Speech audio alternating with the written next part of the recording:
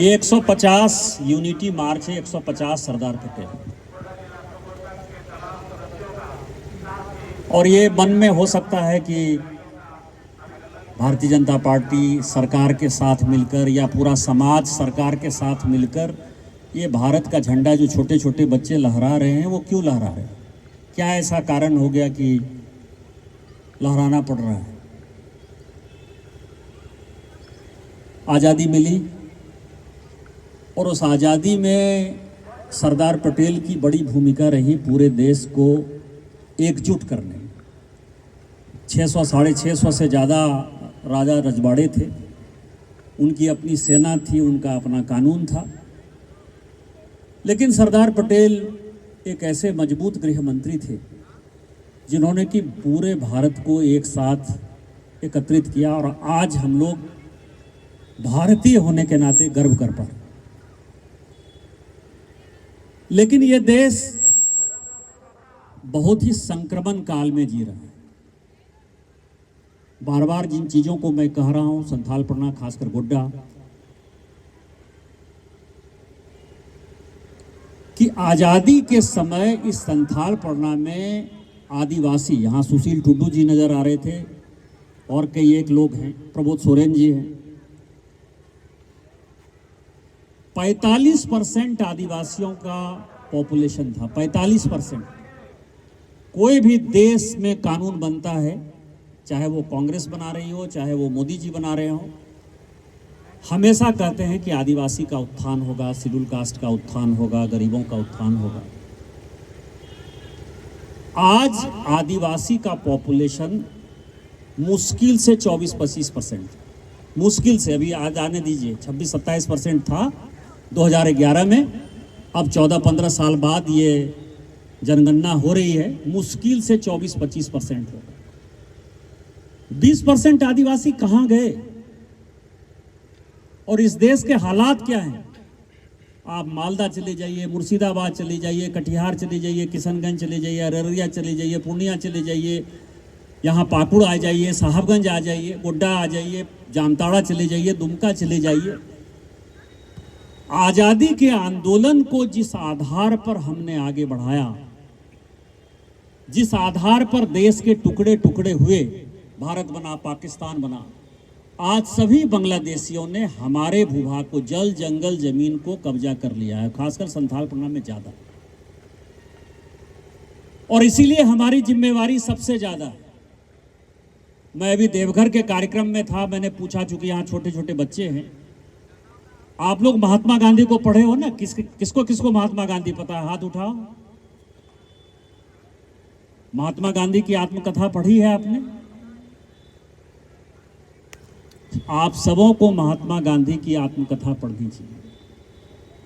उसमें उन्होंने लिखा, और इसीलिए हमारे लिए गौरव का यह क्षण है कि आजादी का आंदोलन वो सेवाग्राम के बदले देवघर से चलाना चाहते थे।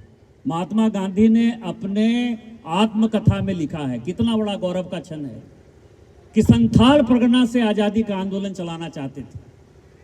संथाल परगना से उन्होंने हरिजन उत्थान के, अनुसूचित जाति के उत्थान की बात कही। मंदिर में जब प्रवेश नहीं हो रहा था अनुसूचित जाति के लोगों को देवघर के मंदिर में, उसके लिए उन्होंने लाठी खाई। श्री बाबू के नेतृत्व में, यहाँ के गोड्डा के लाल भागवत झा आजाद के नेतृत्व में, विनोदानंद झा जी के नेतृत्व में, जिस भाषा की बात करते हैं आप, हिंदी आंदोलन, यदि ये भारत यूनाइट हुआ तो उसमें हिंदी का एक बड़ा योगदान है। हिंदी का आंदोलन, हिंदी साहित्य सम्मेलन, आपको पता है कि हिंदी विद्यापीठ की स्थापना राजेंद्र बाबू जो पहले राष्ट्रपति थे, उन्होंने, विनोदा बाबू ने, यहाँ के गजाधर बाबू ने, सब ने मिलकर जो है हिंदी विद्यापीठ की स्थापना की, जिसमें कि आज भी पूरे पूर्वोत्तर के, नॉर्थ ईस्ट के बच्चे पढ़ते हैं। तो क्या हमारी जिम्मेवारी नहीं है कि इस देश को आत्मनिर्भर बनाएं, इस देश को स्वदेशी की तरफ ले जाएं? आंदोलन क्या था आजादी का? कि हमको विदेशी कपड़ों का बहिष्कार करना है, विदेशी लोगों का बहिष्कार करना है, और हमको क्या करना है? हमको स्वदेशी अपनाना है। इस यूनिटी मार्च का, सरदार 150 का मतलब ही है कि हमको स्वदेशी की तरफ जाना है। स्वदेशी का मतलब ये नहीं है कपड़ा है, स्वदेशी का मतलब यह है कि यदि हम अपना उत्पादन करेंगे, भगैया का सिल्क है, आज भी भगैया का सिल्क जो है, जब अब प्रधानमंत्री जी गए, बाइडेन को जो उन्होंने सिल्क दिया वो भगैया का सिल्क दिया। यदि भगैया में सिल्क डेवलप होगा, उसकी मार्केटिंग होगी, उसके बुनकर आगे बढ़ेंगे, कौन आगे बढ़ेगा? भारत आगे बढ़ेगा। हम विदेशी से मुकाबला कर पाएंगे। नशा एक बड़ा विषय है। आज जो है शायद हम लोग संकल्प भी करा रहे होंगे ना, नशा वाला होगा, वो की है कि नहीं है अध्यक्ष जी?